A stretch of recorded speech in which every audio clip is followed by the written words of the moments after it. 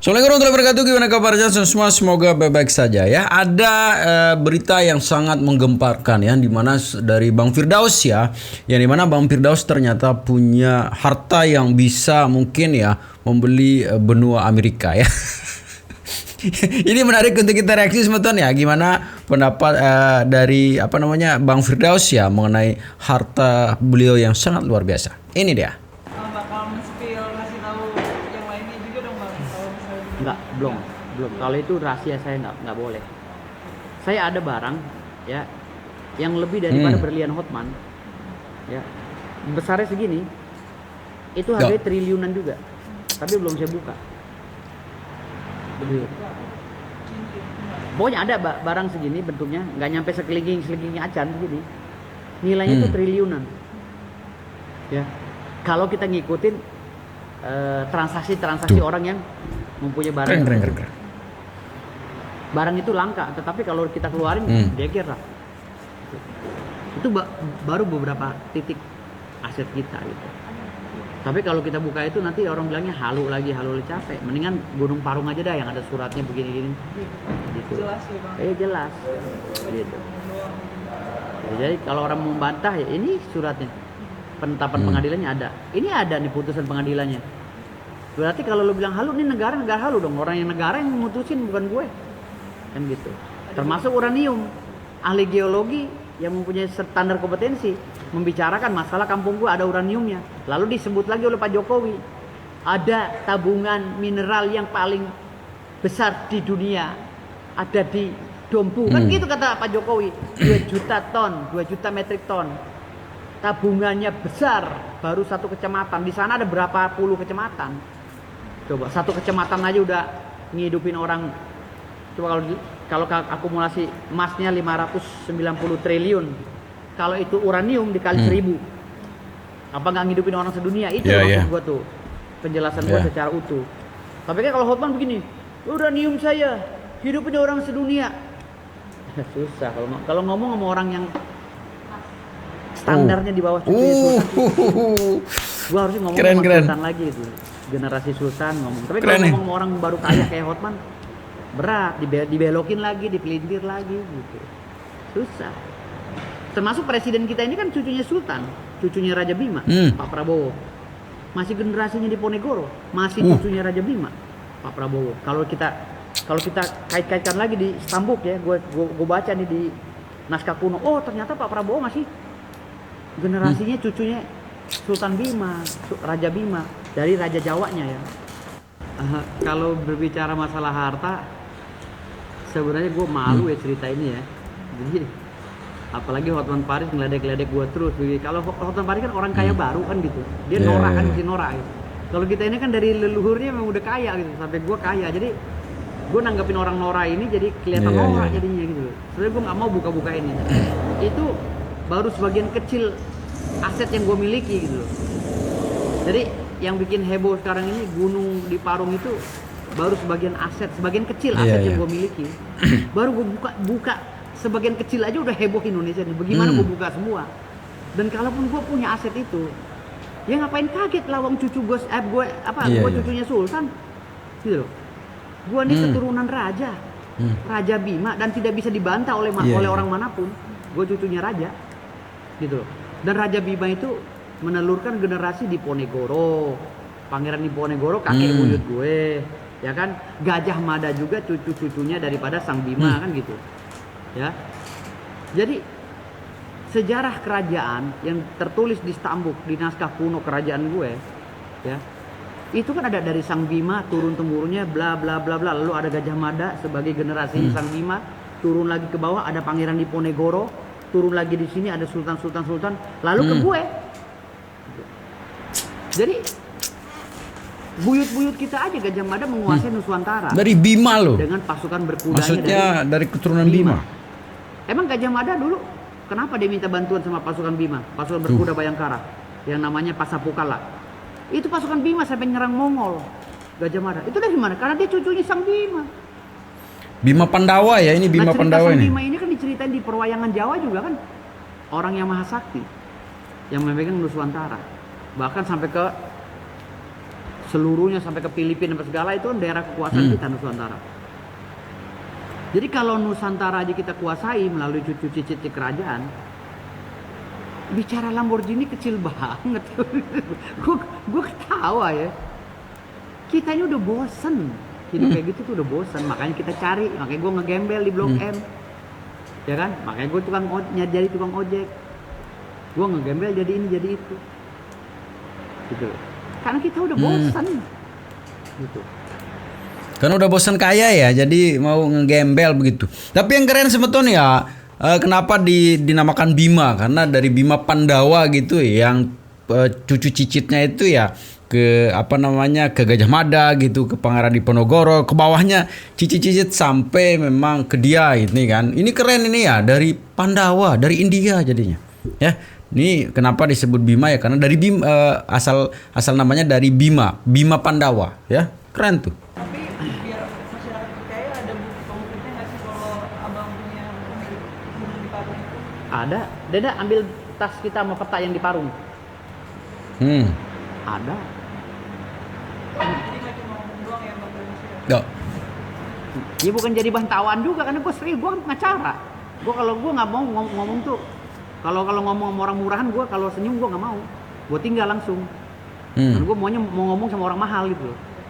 Karena gue bukan orang sinting, gue ini orang waras, ya, calon dokter hukum. Keren. Ya, yang maunya ngomong sama orang waras juga. Kalau hanya gue, ini surat, lu sepelein senyum-senyum, nggak kena sama gue tinggal langsung. Gitu loh. Kalau gue maunya ngomong sama waras, ya, karena gue orang waras, jadi gue ngasih unjuk ini loh, secara waras ini ada penetapan pengadilan, ada petanya, ada apanya, lu jangan ketawa, gitu. Ya. Karena gue orangnya orang waras, jadi kalau lo senyum sama gue ya berarti lu bercanda, ini nggak usah ngomong, bubar. Gue maunya ini serius, jangan digoreng-goreng gitu loh. Kalau digoreng-goreng lagi nanti kasihan netizen, dibodoh-bodohin sama lu orang, gitu. Apa yang gue omongin ini buat pembelajaran lu bahwa di negara kita ini dasarnya alas haknya adalah kesultanan dan kerajaan. Bukan negara ini berdiri ujuk-ujuk Bung Karno mengumandangkan kemerdekaan. Tahun 58 ya, negara Indonesia ini tidak menganut sistem monarki. Ya, karena semua kedaulatan para kesultanan diserahkan kepada NKRI atas perjanjian Bung Karno dengan para sultan. Gitu loh. Lalu dibaliklah ini jadi sistem kepemimpinan swapraja. Swapraja itu pemerintah yang mempunyai garis komando presidentil, gitu, bukan kerajaan lagi. Gitu. Ini harus cerdas semuanya. Maka kalau gue jelasin secara konferensif, lalu ada yang senyum, oh bodoh ini manusia. Keren. Manusia sampah masyarakat, gue tinggal, gue cabut. Keren nih. Karena gue nggak mau ngobrol sama orang bodoh. Gue cucu sultan dan keluarga gue pada pinter semua. Tau-tau lawan bicara gue orang tolol. Nggak nyambung lah, ini bakal jadi sampah masyarakat, nggak bakal bisa sukses gitu.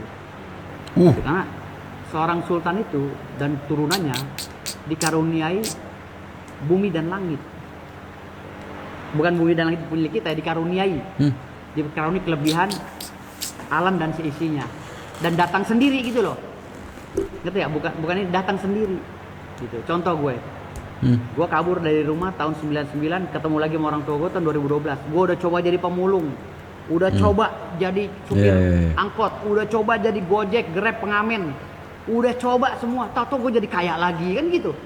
Ya, lurusin ya, jangan sampai bilang harta Bang Daud, ya. Kan gue udah bilang gitu tuh.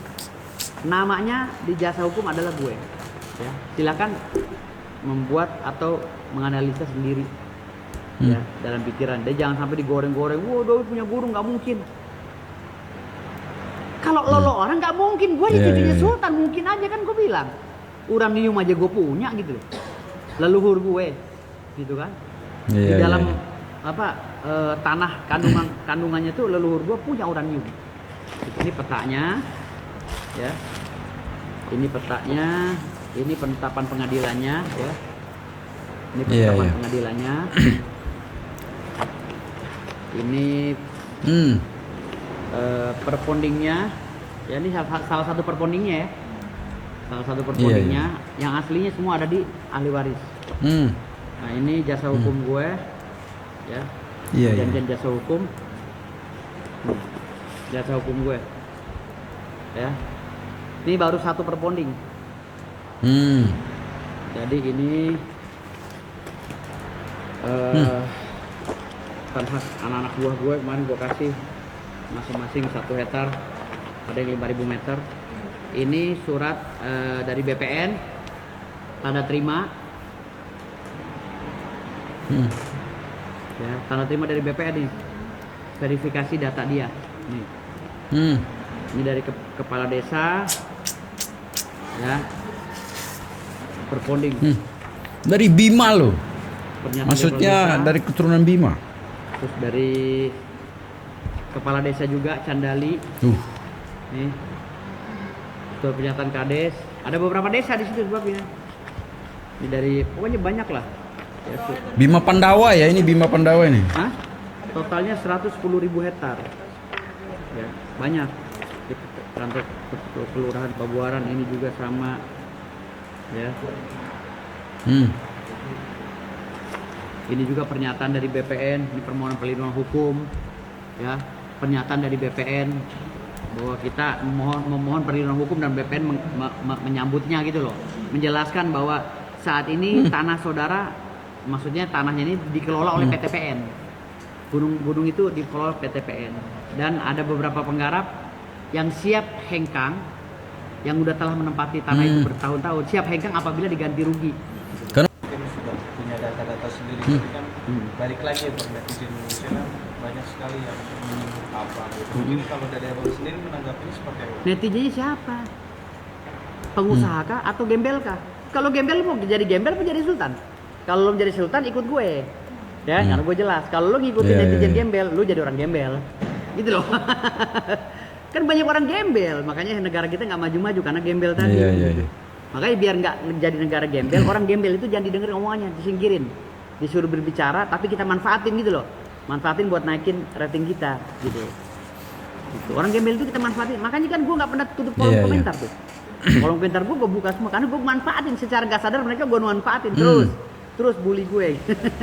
Padahal orang-orang gembel itu gue manfaatin gitu loh. Gimana sih tanggapan Bang kalau suka dibandingkan sama kekayaannya Bang Hotman? Lu hitung aja. Lu hitung aja. Lamborghini Hotman berapa harganya? Paling mahal kan 13 miliar. Tanah gue kalau semeter 1 juta aja di Parung. Ya kan? Dikali 50.000 hektar berapa?